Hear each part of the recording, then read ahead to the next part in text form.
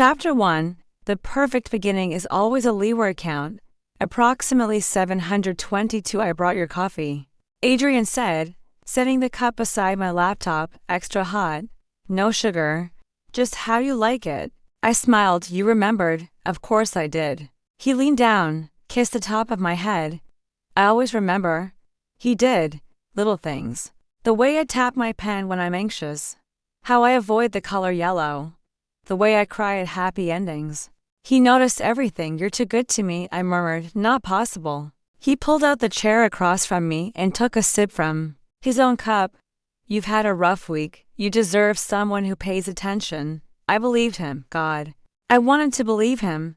That night, at dinner with friends, he slid his hand onto my knee. I leaned into him as we laughed along with the others until I caught him watching Emma. Not just watching, studying. Her hair was pulled back, a little messy. She was telling a story about her awful coworker, waving her fork as she spoke. Adrian's eyes followed every movement. Later, in the car, I said, You were quiet tonight.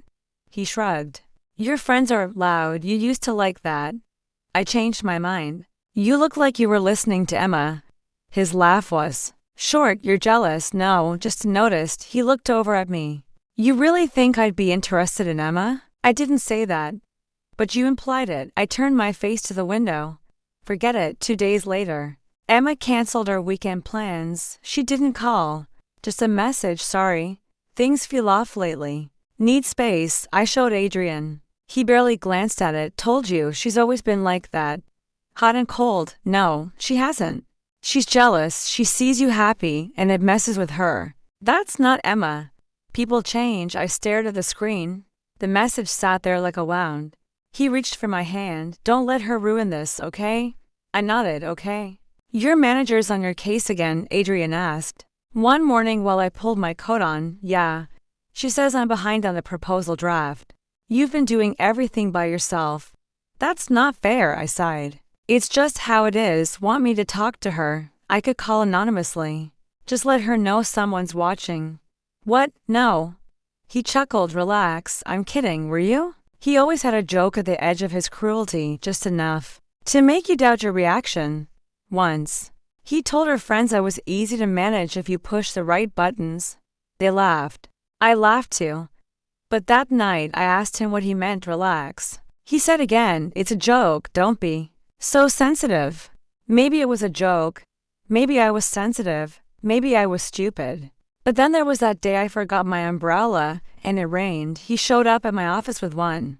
Didn't say a word, just held it over me all the way to the train. Or when I mentioned I missed a strawberry cake from my hometown bakery, and a week later, it showed up in my fridge. Delivered. Little things. Gentle things. Love, right? But why did I always feel like I owed him afterward? Why did every kindness come wrapped in invisible strings? I didn't want to admit it. I wasn't ready to. So when he said, You know I'd do anything for you, right? I said, Yeah, I know. And I meant it. Back then, I still thought that was a good thing. Emma waited until we were alone. The others were still laughing over dessert, their plates sticky with mango pudding and melting ice cream. But she pulled me aside into the hallway. Near the coat rack. You're different, she said softly, tucking a loose strand of hair behind her. Yeah, I blinked. What do you mean? She hesitated. You're quieter. Not like you used to be. I gave a small laugh. I'm just tired, Em. Work's been hell. It's not just work. She glanced toward the dining room. It's him, Adrian. He watches you, she said, like prey. I almost laughed. What? She didn't smile. Like he's waiting for something. Or measuring you, Emma. I know how this sounds, but I've seen it before. That need to control. To isolate. I crossed my arms. You don't even know him. I've been watching him. He doesn't like when you speak up. Or when people get too close. That's ridiculous. Then why are you pulling away from me? Her voice cracked. Barely a whisper now. We used to talk every night. Now it's once a week, maybe. That's just life. Things change. No. She said, her eyes shining. You're changing. I hated how that stayed with me. All through the car ride home, I could still hear her voice. He watches you like prey. What did she say? Adrian asked. eyes never leaving the road. Nothing, I muttered, doesn't sound like nothing. She thinks her controlling. He let out a short laugh. Of course she does. I turned toward him. What does that mean? She's always been like that, jealous. She's my best friend, exactly. And now you're happy, loved, and she can't stand it. I frowned. That's not true. She wants you back where you were alone, dependent on her. She's not like that. She is, love. But you're too kind to see it. His hand reached over, rested on my thigh. She's threatened by your happiness. I said nothing. She's never had what we have. He added, she never will. Later that night, I stared at my phone. Emma had texted, I'm sorry if I said too much. I'm just worried about you. I didn't reply. The next morning, Adrian brought me breakfast in bed, warm toast, my favorite. Jam, strawberries, and black coffee. You looked sad last night, he said. I was just tired. He brushed my hair from my face. You don't need her. You have me. She's been in my life since I was 9. And how often has she made you feel like you weren't enough? I hesitated. She belittles you. She questions us. That's not loyalty. She's protective or possessive. I looked down at the tray. I don't know what to say. He cupped my cheek, his voice soft. Say you trust me. I nodded. I trust you. He kissed my forehead. Good. That's all I need. The next week, I didn't message Emma. She didn't either. A few mutual friends asked if we were okay. I told them we were just busy. Inside, I was crumbling. The silence from her felt like a hole in my chest. I scrolled through her old messages, memes, voice notes, random middle of the night rants. I almost typed, I miss you. But then I heard Adrian's voice in my head. She's threatened by your happiness. So I put the phone down. That night, I cried, really cried. Adrian found me in the kitchen, hunched over the sink. Hey, he said gently. Talk to me. I miss her. She abandoned you. He said firmly. You tried. She didn't. But maybe if I know. He pulled me into his chest. She made a choice, and so did you. I feel awful. You're just a toxin, he whispered, like any addiction. It hurts before it heals. I didn't reply. I just let him hold me. I'm all you need. He said again, like a promise, okay? I nodded, okay? And in that moment, I believed him again, even though a part of me still remembered the way Emma's eyes shimmered with warning. I wasn't snooping. I swear I wasn't. I was just looking for my USB. The blue one with the cracked cap. My portfolio draft was on it, and Adrian's printer was the only one working. His desk drawer was half open. I pulled at the rest of the way, rifled past pens, receipts, a tangle of charging cables until I saw it, a small black notebook, half hidden under an old phone case. I wouldn't have opened it if I hadn't seen my name. My name was at the top of the page. I froze. Then I read. Triggers, insecurity about abandonment, feeling on hard childhood stuff, gives, dig deeper. Best manipulation tool. Praise after tension, I understand you better than anyone. Calm voice equals disarms her limits. Hates yelling, gives you silence instead. Sudden loud noises equals panic, avoid talking over her. Makes her shut down. He couldn't breathe. It wasn't a journal. It was a manual. About me. I read more. Dates, scenarios. What worked? What didn't? I felt like I was going to throw up. I didn't hear him coming. What are you doing? I jumped, the notebook slipping from my hands onto the floor. Looking for my USB, I said. My voice thin. What the hell is this? He glanced at it. Oh. That. I took a step back. Adrian. What is this? He sighed, closing the door behind him. It's not what you think. It looks like a training guide for controlling me. I was trying to understand you by writing down how to manipulate me. His eyes narrowed. That's a heavy word. I pointed at the page. You literally wrote best manipulation tool. He walked over, picked up the notebook calmly, like it wasn't a grenade. I studied you, he said, because I wanted to love you, right? My jaw dropped. You what? You're not easy, he said, flipping the notebook shut. You shut down when you're overwhelmed. You overthink everything. You assume people will leave. So you made a strategy. I tried to learn what worked with you. That's love too, isn't it? No. I snapped. No, it's not. Love is not planning responses like I'm a case study. You make it sound cold. It is cold. He set the notebook down slowly. I wanted to help you feel safe. He said, quieter now. You don't trust easily. I had to earn it somehow. So you faked it? He shook his head. I didn't fake anything. I just tracked what worked, Adrian. That's psychotic, he flinched. Don't say that. Do you have notebooks for everyone? Or am I special? You're the only one who mattered enough to figure out. I stared at him, stunned. I should go, I muttered, turning toward the door. I knew this would happen, he said, voice rising. You always run when things get uncomfortable. I'm not running, I'm protecting myself. He took a step forward from me. After everything I've done for you. I didn't answer. He dropped to his knees, just like that, like a puppet with cut strings. I didn't mean to scare you, he said, voice shaking. Please don't leave. My hand was on the doorknob. I love you, he whispered, more than anyone ever will. I turned. His eyes were red, his hands trembled on the floor. I could hear my heart hammering in my ears. Please, he begged, don't walk away. And I didn't. That's the worst part. I stayed. I told myself he was crying. He was sorry. He didn't know any better. I told myself it meant he cared.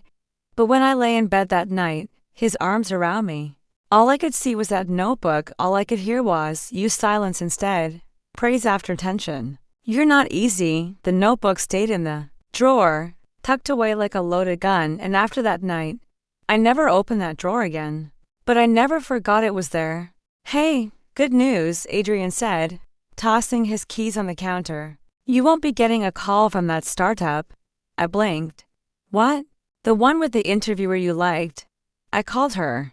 Told her you weren't ready. I nearly dropped the coffee I was pouring. You what? He leaned against the fridge, smiling like he'd done something romantic. She sounded impressed with your potential. But I told her you still get nervous in interviews, that you're working on confidence. My voice caught. Why would you do that? His eyes softened. So you don't leave. I wasn't leaving, Adrian. It was a job, not a plane ticket to another country. But what if it became one? My stomach twisted. That's not your call to make. I'm just trying to help. You always say you hate the pressure of starting over. I never said sabotage me. He sighed. Sabotage is such an ugly word. I stared at him, heart racing. You just took that from me. I'm protecting you. He said it like a fact. Like locking the doors was the same as tucking someone in. I didn't ask you to. You didn't have to. I know you. I turned away. I felt like the walls were closing in like every step I took. He already cut off the exits. That night, I called Layla. He told her I wasn't ready, I said. Pacing. He made sure I didn't even get a second interview. Silence on her end. Then, maybe he was just trying to keep you grounded. I stopped walking. Are you serious? Well, you have said interviews make you spiral. I also said I want to work again, that I want independence. She sighed. He loves you, you know. Maybe too much. Some people are just intense. Love shouldn't feel like a leash, Layla. Another pause. I mean, she said, there are no bruises. It's not like he's hurting you, not like that. I whispered. What do you mean? He makes decisions for me. Tells me it's for my own good. Controls what I eat. Tracks my cycle. He deleted my job alerts by accident 3 times. Layla exhaled. That sounds weird. But maybe. You're overthinking? Maybe. I lied. Later that week, I tried talking to Adrian again. I want to go to that networking dinner, I said. Alone. He looked up from his laptop. Why? Because I want to. You're going to be tired after work. You hate making small talk. I still want to go. He studied me, calm and readable. You want space? I want choice. You already have that. I laughed. Do I? You already picked the wine for dinner. Changed my calendar and canceled my doctor's appointment without asking. He got up slowly. I did all those things to take care of you. You're not taking care of me. You're taking control. He stepped closer. You're being dramatic. I met his eyes. And you're being dangerous. The air between us cracked, silent, sharp. Finally, he whispered, if I didn't care, I wouldn't try this hard. I nodded. Exactly. That night, I sat on the floor of my closet, staring at the clothes he liked. The ones he bought. The ones he told me made me look more composed. Most still had tags. Everything he gave me came with a hook. And every time I tried to swim forward, I felt the pull. It didn't leave bruises, but it left marks. Invisible cages are still cages. I opened the door expecting a delivery. Instead, it was her. Emma. She looked the same, hair tied back. Expression unreadable, but her presence hit me like a wave I wasn't ready for. I'm not here to argue, she said, holding up a small flash drive. Just watch this. I didn't take it right away. What is it? Proof of what? Of who he is. I hesitated. Emma, don't say anything, she cut in. Just watch it when you're alone, then. She pressed the drive into my hand and turned to leave. Emma, wait. She paused but didn't look back. I'm sorry, I know, she whispered. Just watch it. That night, after Adrian fell asleep, I sat on the couch in the dark and plugged the drive into my laptop. It was shaky footage from a party. I recognized the kitchen, our friend Mia's birthday, 6 months ago. And then I saw them. Adrian and Vanessa. He was leaning in close, grinning. I like girls who notice small things, he said. Like how I never wear socks with dress shoes. My breath caught. I told him that once. He'd said it made him feel seen. Now he was using it on her on the screen. Vanessa laughed and touched his arm. He whispered something in her ear. I overthink too, he said. It's exhausting, right? No.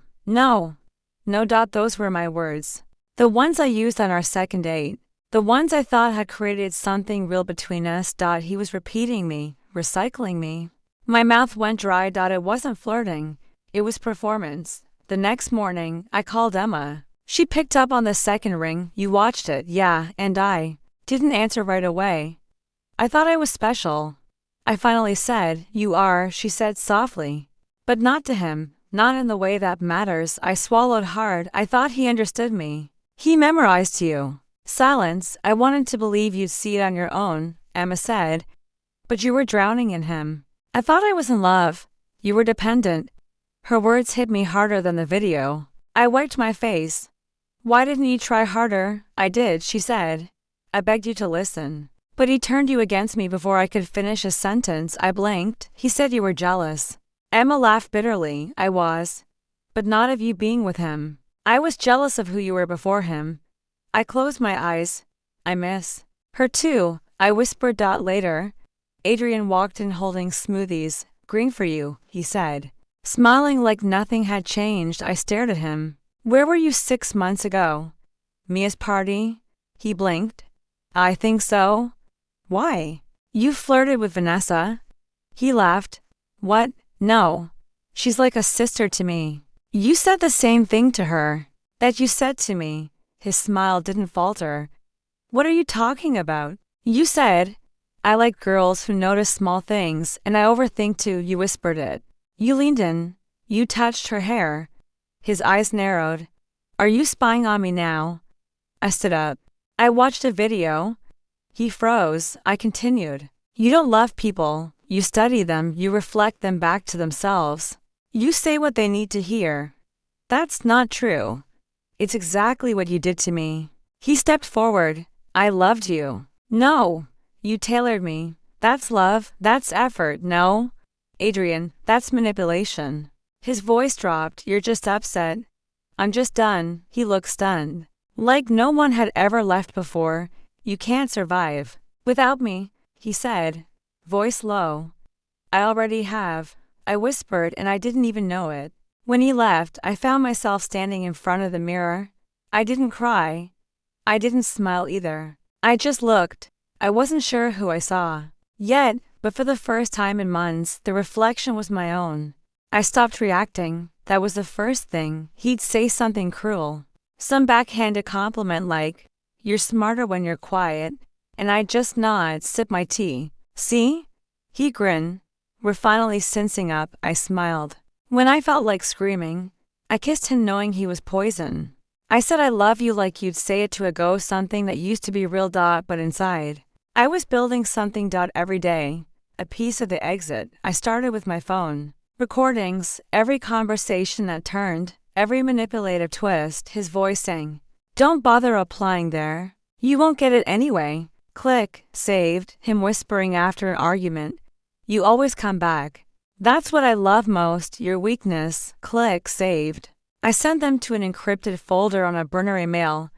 I stopped using our shared computer. I got a cheap second-hand laptop, paid in cash, stored it at Emma's.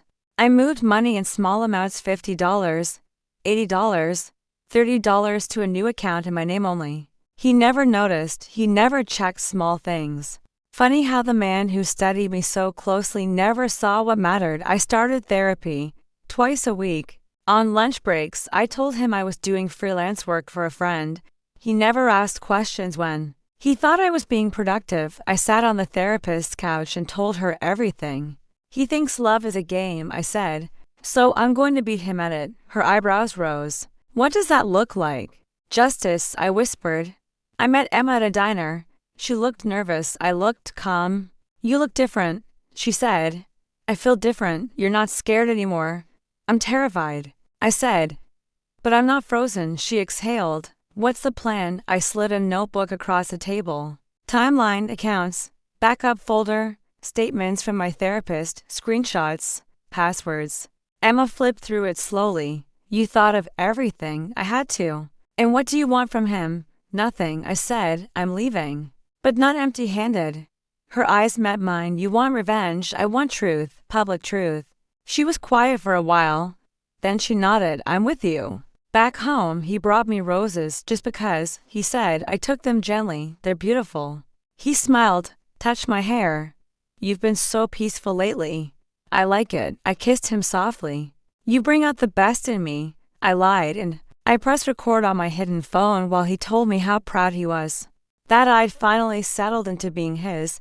That night, I emailed the final backups to a safe folder. The title of the last file, In Case I Forget Who I Am, I stared at it for a long time. Then I whispered, You taught me to play games, Adrian. And I finally learned. The napkins were ivory, the glasses sparkled, the lighting was soft, warm, intimate. It looked like a celebration. That's what I wanted them to think. I stood near the head of the long table, smoothing the invisible wrinkles from my dress. My hands didn't shake. Not tonight. Layla arrived first. This place is beautiful, she said. Taking a seat. Anniversary dinner. Something like that. She smiled. I'm glad you invited me. He's been off lately. You'll see. Emma arrived next. She didn't speak, just gripped my arm briefly. Her eyes said everything. Then came the others, Adrian's co-workers, a few friends we hadn't seen in months. Vanessa, his ex who somehow stayed friendly. He never liked me talking to her. I invited her first, and last Adrian. He walked in smiling like he owned the place. What is all this? He asked, kissing my cheek, a surprise. He said, all charm and pride, you always outdo yourself. I nodded. Let's start. I clicked a remote. The projector behind me flickered to life. First just texts, his texts. You don't need friends who make you question me. Delete that email. I already handled it. Stop crying, you sound pathetic, he laughed. What's this, some weird joke? More texts, screenshots of his conversations with Vanessa. Calling me fragile, useful, easy to reset. The room got still. Then the audio clips, his voice, you always come crawling back. It's adorable. She thinks I love her. She thinks control is care. A small gasp came from Layla. I turned to the screen and opened the final file. The notebook. His handwriting. Triggers, insecurity. About abandonment. Best manipulation tool. Praise after tension. Limits. Hates yelling. Use silence instead. I let the room absorb it. Someone whispered, oh my God. Adrian stood. All right, that's enough. Emma stepped forward. Sit down. He turned to her, stunned. You too, especially me. He looked at Layla. You're not seriously buying this. Layla's eyes were glassy. You said you loved her. I do. He shouted. I was trying to make her better. By breaking her, Layla said quietly. His face crumbled slowly. Like a statue, cracking at the mouth first, then the eyes, the chest, bit by bit, piece by piece. I still love you, he whispered. Turning to me, we can fix this. Please, I know you do, I said. That's the problem. He took a step toward me. I stepped back. No more fixing, no more explaining.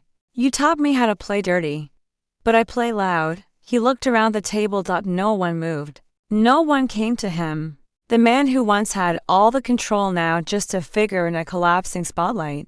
I picked up the notebook. Held it up. This is yours, I said. You can keep it.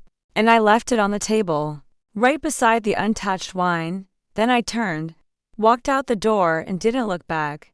The silence isn't peaceful. It's just a quiet. No footsteps pacing the hallway behind me. No passive-aggressive throat clears during phone calls. No text buzzing at 3 a.m. demanding to know why. I sighed too loudly in the car. It's quiet now, and I don't know what to do with it. Emma sipped her coffee slowly. You seem lighter. I shrugged. I think I'm just not holding my breath anymore. You're not waiting to be punished for something invisible. No, I said, staring at my chipped mug. But I still flinch when the doorbell rings. That'll pass, will it? She didn't answer. She didn't need to.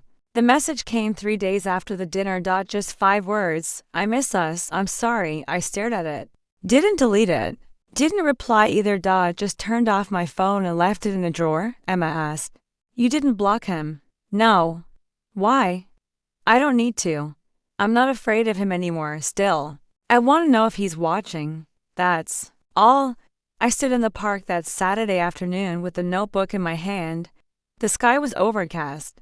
The wind carried the smell of wet leaves and something old, earthy. This was where I scraped my knees as a kid. Where Emma and I played tag. Where I first told Layla I wanted to be an artist, not a doctor.